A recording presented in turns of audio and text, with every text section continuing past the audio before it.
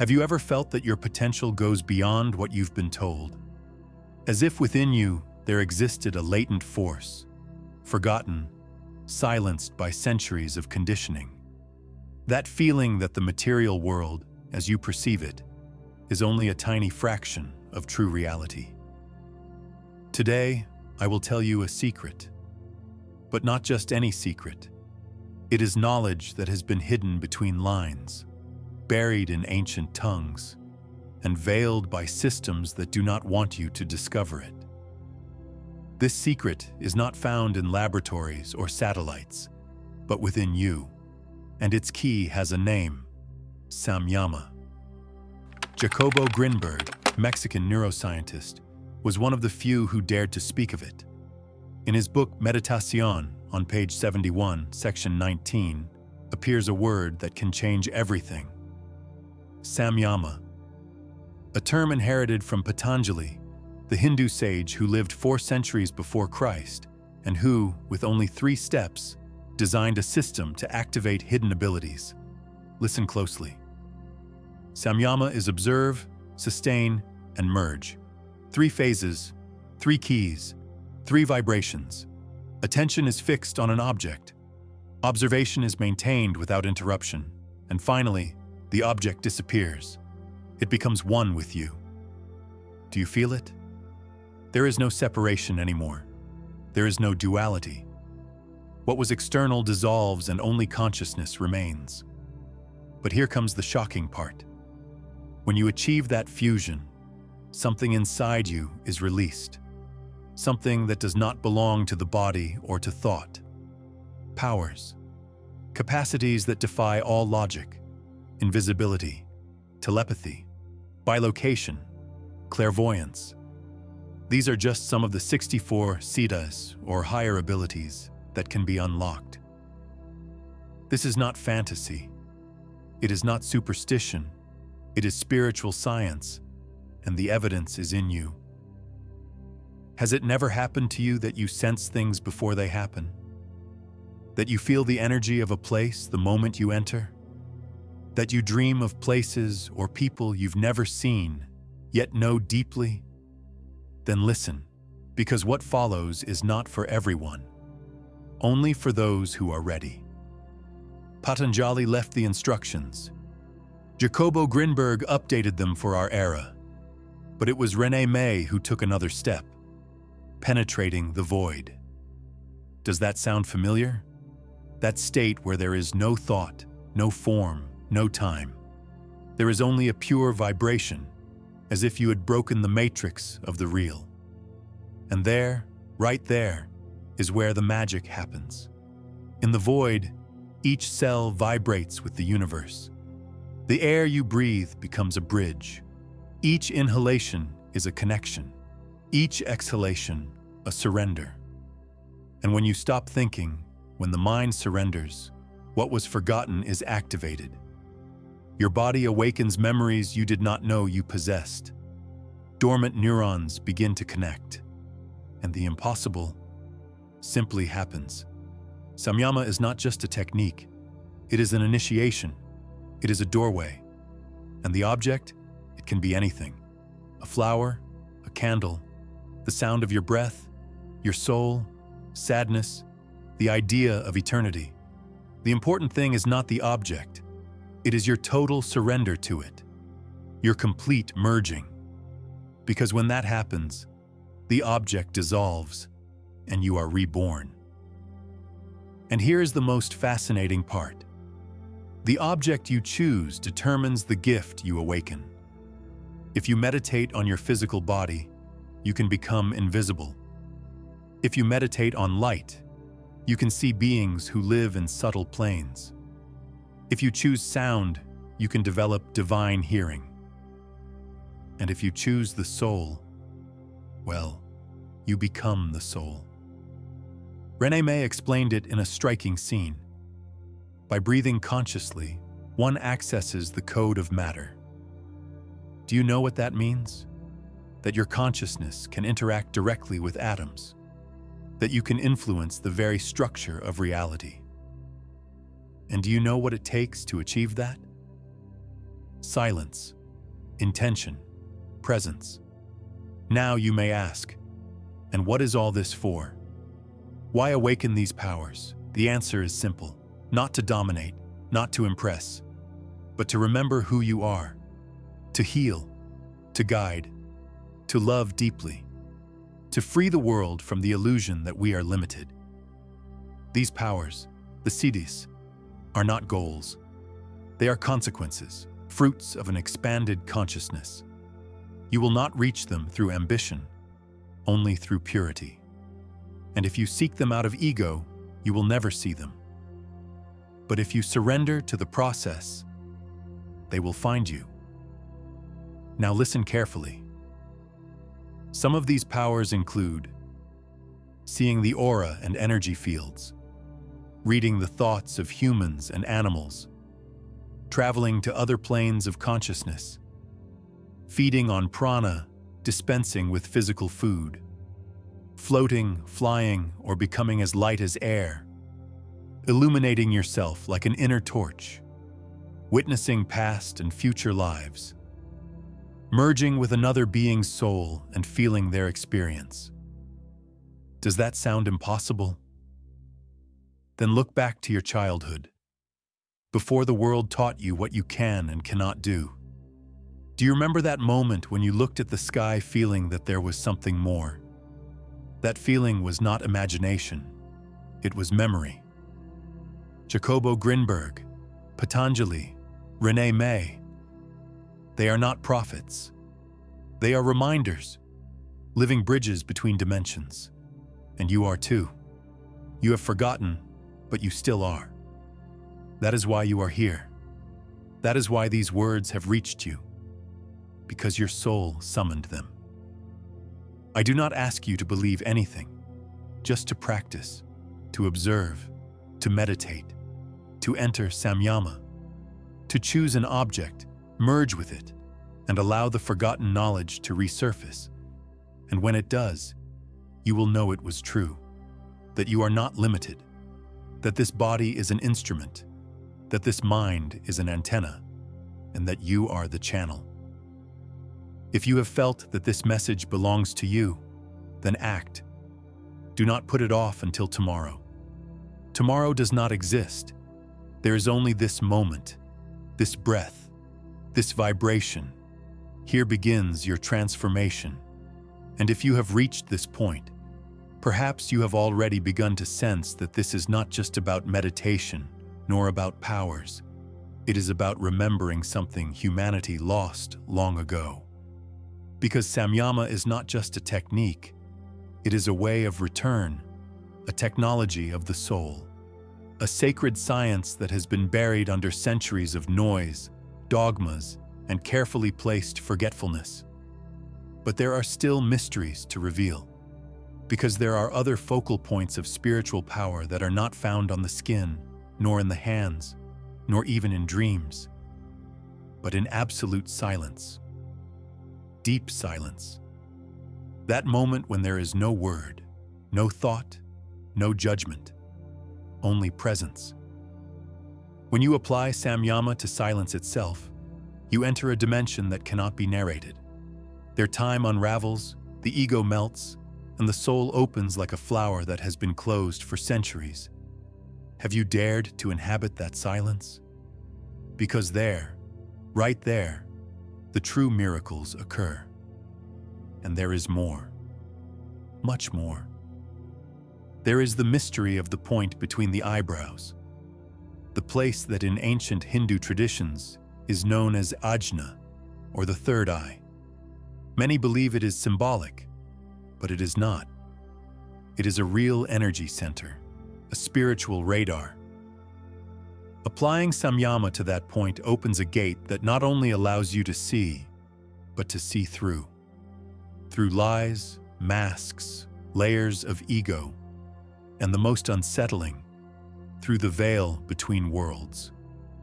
Some say that when done correctly, Samyama on the third eye can even allow you to see your own death, not as something that awaits you, but as something that has already happened and transformed you.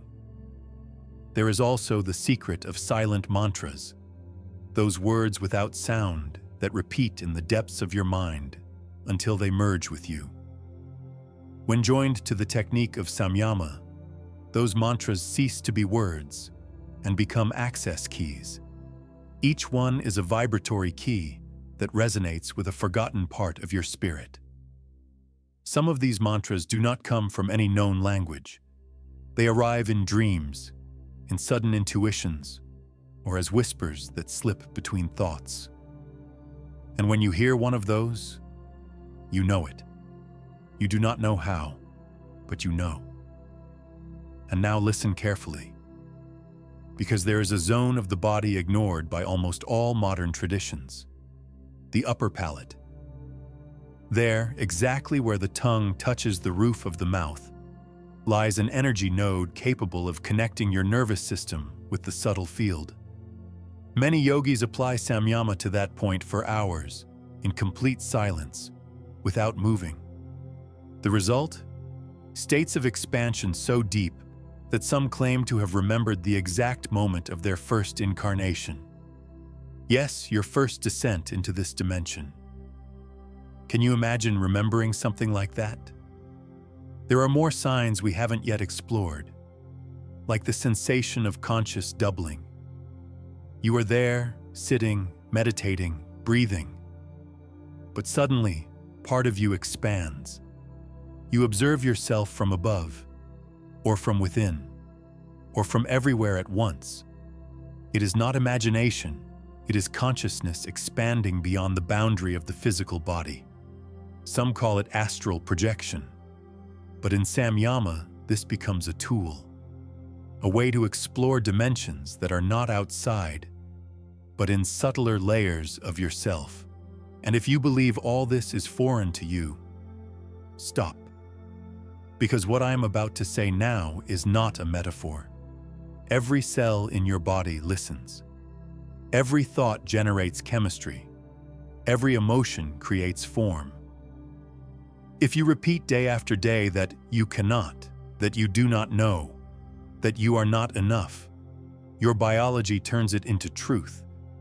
But if, on the contrary, you begin to apply Samyama to an emotion like pure trust, that trust starts to solidify in your energy field, not as a thought, but as a vibration.